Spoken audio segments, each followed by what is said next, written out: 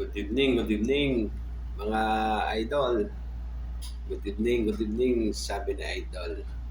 Wala lang dito si Rudy, wala din si Mang Boy, wala din ako kinakain, walang talapya. Pero may kukwento ako sa inyo. Merong pa-contest doon sa aming baryo. Naglaban si Juan, si Pedro, at si Batute. Sa kanya nakilalanin ko sino si Batute. Si Juan, singing contest nga pala to. Singing contest. May 3 hurado. Alam niyo yung Pilipinas Got Talent, di ba? Meron doong 3 hurado na sila yung naboto. Yung una, si Pedro, napatayo niya yung isang hurado. Talagang magaling. Bumoto lahat ng yes. Pero yung isang hurado napatayo.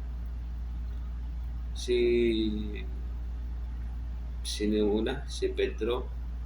Si Juan naman, napatayo niya yung 2 hurado.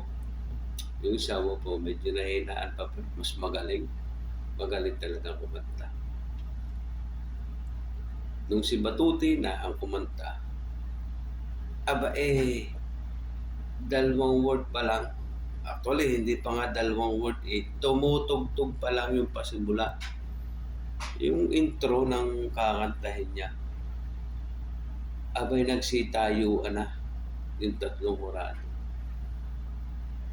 Lalo na nung kumanta na siya, tumayo na pati yung audience. Lahat nakatayo na. Nakahawak pa sila sa dibdib habang kumakanta si Batuti ng Lupang Hinirang. Ayun. Yun, kaya napatayo. Anong ibig ko sabihin?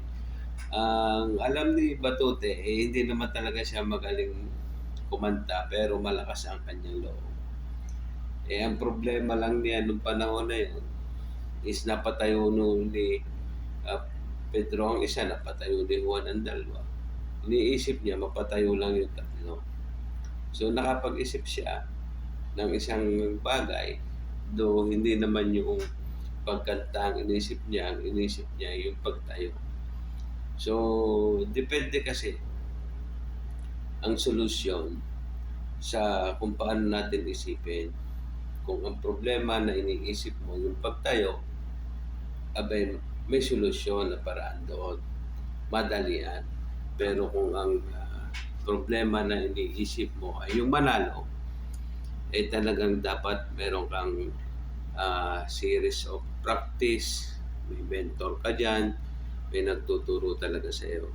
At hindi mo talaga kayang manalo na nag-iisa ng lakas ng loob mo lang.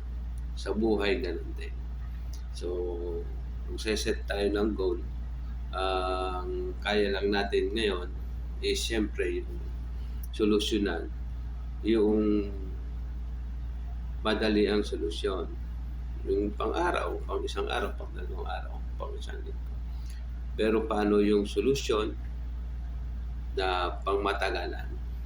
Permanent solution sa mga problema na maaari mong mangyari o malampasan, lalo-lalo na sa financial. So, ibang topic yon. Ito, joke time. Okay? So, bye-bye. Hanapin ko pa si Mang Boy. Tsaka baka nakahuli na ng talapya. Bye!